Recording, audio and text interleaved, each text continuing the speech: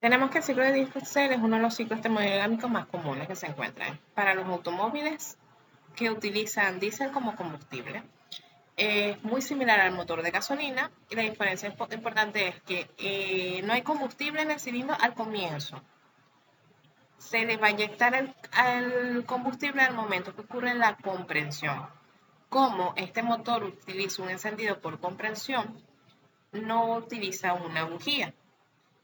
El, los cilindros tienen, debido a la compresión adiabática, se eleva mucho la temperatura, lo que hace que el combustible se encienda espontáneamente a medida que se va inyectando. Por eso es que no utilizamos la bujía para la chispa. Antes del comienzo de la carrera de potencia, los inyectores comienzan a inyectar el combustible directamente en la cámara de combustión.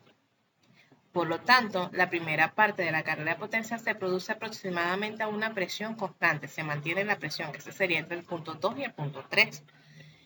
Y adicional a eso podemos lograr unas relaciones de compresiones más altas que la de los motores de Otto. Pueden ver en la imagen aquí que se mueve, entrada de aire, entonces entramos al volumen máximo. Entre el volumen 1 y 2, que sería esta parte, sería la parte de la compresión isentrópica. Allí en ese punto empieza la ignición entre 2 y 3. Luego entre 3 aquí y 3 y 4 ocurre lo que ya es el enfriamiento cuando es la salida de los gases. Entonces, el sistema se comprende en 4 etapas, al igual que el de Otto. Entonces, ocurre la primera etapa entre el punto 1 y el punto 2, que sería la línea que está allí azul. Esa línea isentrópica me dice que es el aire se comprime adiabáticamente a medida que el pistón va desde el punto inferior muerto, o sea, desde el punto más bajo, que es el volumen máximo, hasta el volumen mínimo. En los alrededores trabajan con el gas, aumentando la energía interna, aumenta la temperatura y lo comprime. La entropía permanece sin cambio y los volúmenes tienen una relación. La relación que existe entre el volumen 1 y el volumen 2 es la relación del volumen, es la relación de comprensión, que ya la conocemos con el otro sistema. Ahora viene la expansión isobárica. Isobárica porque es a presión constante. La diferencia, por lo menos en el de Otto, teníamos una compresión isocórica, es decir, que era volumen constante. Ahora no es constante el volumen, ahora es constante la presión. En este paso hay una transferencia de calor a presión constante al aire desde una fuente externa. Mientras el pistón se mueve hacia el volumen 3, durante este proceso de presión constante, la energía ingresa al sistema a medida que se le agrega calor y una parte del trabajo se realiza moviendo el pistón. Después viene desde el punto 3 hasta el punto 4, que sería una expansión isoentrópica. Igual, la entropía del 3 va a ser igual a la entropía del 4. En esta parte ocurre lo que es el golpe de poder. El gas se expande adiabáticamente a medida que el pistón se mueve desde el volumen 3 hasta el volumen 4. El gas funciona en el entorno del pistón y pierde una gran cantidad de energía, igual al trabajo que abandona el sistema. Y nuevamente la entropía permanece sin cambio. La relación entre el volumen 4 y el volumen 3 se le conoce como la relación de expansión isoentrópica.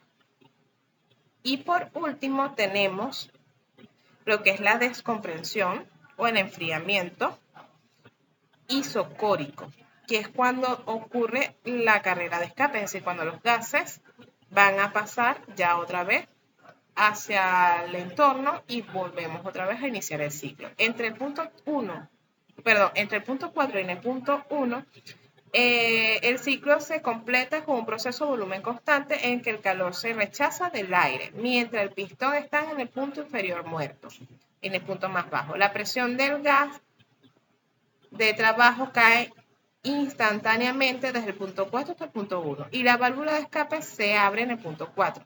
La carrera de escape se produce directamente después de esta descompresión.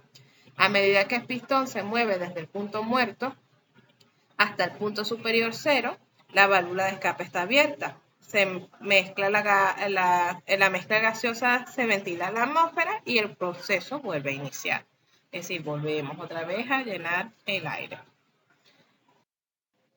Ahora el fluido de trabajo sigue siendo el aire. Si es un aire estándar, vamos a tener los que es la constante del aire más la constante adiabática. Si es un aire estándar frío, sabemos que la C sub P y C sub B van a ser constantes y van a tener esos valores que están allí. Es dependiendo del sistema como te indique el enunciado. Las ecuaciones involucradas, tenemos en la primera parte una comprensión isentrópica, tenemos que volumen 1 va a ser nuestro volumen máximo, el volumen 2 va a ser el volumen mínimo en el sistema. Ahora bien, entre 1 y 2 va a ocurrir lo que es un factor de compresión que dependiendo del sistema o del motor que estamos trabajando, puede variar entre 7 a 12, de 7 a 16 o de 7 a 22. Ese factor de comprensión es igual al volumen en 1 entre el volumen en 2. Y también podemos trabajar tranquilamente con lo que son los volúmenes reducidos en 1 y en 2. Esos volúmenes reducidos los podemos sacar tranquilamente de nuestras tablas de vapor. Ahora bien, entre 2 y 3 ocurre un calentamiento isobárico, donde el calor que entra es igual a la diferencia de las entalpías. Las entalpías las podemos conseguir en las tablas. Pero si el aire es estándar frío, podemos conseguir, después que hicimos nuestro balance de energía, que el calor va a ser igual a la capacidad calorífica a presión constante, multiplicando las temperaturas que están en juego. La T3 menos T2. Pero en esta parte específicamente existe una relación de corte de admisión.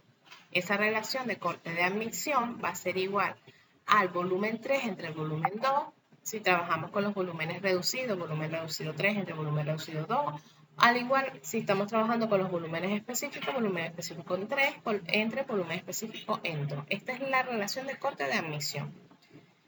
En la parte entre 3 y 4, que es en la línea roja, me aparece lo que es una expansión isoentrópica, donde me relaciona el factor de compresión con la relación de corte de admisión, usando los volúmenes reducidos tanto en 4 como en 3.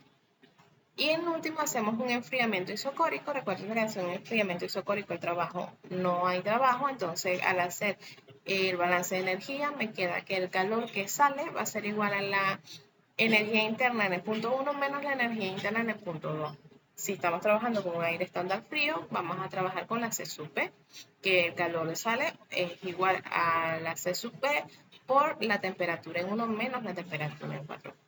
Ahora bien, ¿qué necesitamos saber? La eficiencia térmica. Como en todos los equipos, todos los ciclos de potencia, tenemos que un trabajo neto entre el calor que entra. El trabajo neto lo hemos trabajado ya anteriormente, que es el calor que entra menos el calor que sale. También tenemos otra fórmula de eficiencia térmica donde estamos involucrando las relaciones que son de los factores de compresión, tanto de admisión o la relación de corte.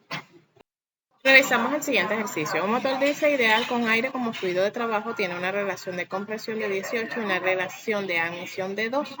Al principio del proceso de compresión de fluido está a 14,7 pSIA y a 80 Fahrenheit. Tiene un volumen inicial de 117 pulgadas cúbicas. Realice los cálculos asumiendo que el aire es estándar frío y determine la T y la P del aire en cada etapa del ciclo, la salida de trabajo neto, la eficiencia térmica, la eficiencia máxima y la presión media efectiva. Entonces ahora vamos a hacer el ejercicio. Entonces me dice que el factor de compresión vale 18. También vimos en la ecuación que el volumen 1 sobre el volumen 2 igual al factor de compresión, que es igual a 18. Si despejo el volumen 2 con los valores que está allí, sustituyo con los valores correspondientes que me dio el enunciado y me da un total en el volumen 2 de 6,5 pulgadas cúbicas. Tenemos ahí. Entonces ahora, con el factor de admisión, que es igual a 2, relacionamos el volumen 2 con el volumen 3, porque es en ese punto donde se utiliza ese factor de admisión. Con ese factor de admisión, ya teniendo el volumen 2, sustituyo los valores y me queda que el volumen 3 es de 13 pies cúbicos, pulgadas cúbicas, perdón. Ahora bien, ya tengo aquí el volumen 4. El volumen 4, según me porque es un enfriamiento isocórico. Entonces el volumen 4 es igual al volumen 1, que es igual a 117 pulgadas al cubo. Ya la tenemos ahí. Entonces, entre 1 y 2 hay un proceso isoentrópico. ¿Qué pasa con el isotrópico? Podemos utilizar en la ley de Poisson, donde la constante adiabática es 1,4 para el gas. Entonces, si tenemos T1 y tenemos el volumen 1, tenemos el volumen 2, que vamos a despejar la temperatura en 2. Sustituimos los valores y nos damos cuenta B1 entre B2 igual a la relación de comprensión. Y entonces, ¿qué hago? Sustituyo los valores directamente, donde el T2 me da igual a 1715,94 Rankine. Lo colocamos en nuestra tablita como aparece allí. Ahora, seguimos con la ley de Poisson, busco de una vez automáticamente lo que es la presión. Tengo la presión en 1, tengo la presión en 2, tengo la presión en 1, volumen 1 y volumen 2. Despejo y me queda que la presión en 2 serían 840,81 psi. Lo colocamos en la tabla. Entre el proceso 2 y 3 hay un proceso isobárico. Como es un proceso isobárico, la presión en 2 es igual a la presión en 3. Y adicional a eso, entonces, como ya tengo la presión en 2, la presión en 3 es igual a 840,81 psi. Como tenemos un proceso isobárico y tenemos dos estados diferentes, podemos tener que presión en 2 con la temperatura en 2 sobre el volumen en 2 es igual a presión 3 por la temperatura en 3 entre volumen en 3. Como las presiones son inconstantes, pues se igualan. Esto ya es la ley de gases, ley combinada. Entonces la temperatura en 3 va a ser igual al factor de admisión, a la relación de admisión por la T2. Entonces me dice que la T3 es la T máxima y es 3.431,88 Rankine. Ya tengo la temperatura 3. Ahora vamos con el proceso isoentrópico. En el proceso isoentrópico utilizamos otra vez las leyes de Poisson, las leyes que ya venimos viendo ya. Entonces tengo T4 entre T3 es igual a volumen 3 entre volumen 4 elevado a la constante adiabática menos 1. Despejamos y me dice que el T4 es igual a 1425 Rankine. Lo colocamos en nuestra tablita. Ahora, ¿qué vamos a calcular? La P en 4. De la misma manera como calculamos anteriormente, utilizamos nuestra constante tranquilamente y bueno, despejamos y sustituimos los valores. Al sustituir me dice que la P4 va a ser igual a 38,79 psi. Construimos nuestra tablita. Aquí ya tenemos todas las presiones, todas las temperaturas y todos los volúmenes en todo el sistema. ¿Qué me falta calcular? Ahora vamos a calcular el trabajo. Me dice que el trabajo neto es igual al calor que entra menos el que sale. ¿Qué necesitamos calcular? El calor que entra. El calor que entra, como estamos trabajando con un aire estándar frío, podemos trabajar con los calores directamente con la C sub P. En la entrada, como es un proceso isobárico, vamos a trabajar con C sub P. Entonces, C sub P por la temperatura en 3 menos la temperatura en 1. Trabajamos como estamos trabajando en unidades inglesas, pues utilizamos nuestra C sub P con unidades inglesas. Sustituimos los valores y me dice que el calor en la entrada es de 411,83 BTU sobre libra masa. Ahora, calculamos el calor de la salida. Como el calor en la salida es un proceso isocórico, entonces a volumen constante, entonces utilizamos la C sub P. Igual, pues, trabajamos entre el T4 y T1, porque nos vamos del 4 a 1, y simplemente nos va a dar los valores correspondientes. Lo que hacemos es una sustitución. El calor en la salida me va a dar 151,34 BTU sobre el libra masa. Ahora bien, el trabajo neto es la diferencia de esos dos y me da igual a 260,49 BTU sobre el libra masa. Ahora que vamos a calcular la eficiencia térmica. La eficiencia térmica, entre las ecuaciones que tenemos, utilizamos la más sencilla, como la que calculamos ahorita. Como ya calculamos los calores de entrada y de salida, pues simplemente lo que hago es sustituyo allí. Al sustituir me queda una eficiencia de 0,66325, que sería 63,25%. También me piden la eficiencia máxima, que es la eficiencia de Carnot, que se calcula trabajando directamente con las temperaturas máximas y mínimas del sistema. La eficiencia de Carnot es 1 menos la temperatura mínima entre la máxima por 100. Entonces me dice que la eficiencia máxima de ese sistema debería ser 84,27%. Me piden la presión media efectiva. Mi presión media efectiva es igual al trabajo entre el volumen máximo menos el volumen mínimo. Pero ahora bien, si se ven, el volumen máximo y el volumen mínimo lo tenemos nosotros directamente allí, calculado y determinado. Y el trabajo, me están pidiendo el trabajo, no el trabajo sobre unidades de masa. Entonces, ahora bien, tenemos que sacar el trabajo neto. El trabajo neto es igual a la masa por el trabajo que ya veníamos trabajando antes. Entonces, ¿de dónde voy a sacar la masa? La masa la podemos sacar en el punto 1, porque en el punto 1 tengo la presión, el volumen, la temperatura. Y también tenemos la constante. En este caso, como estamos trabajando con la masa, no vamos a utilizar la constante del gas del aire.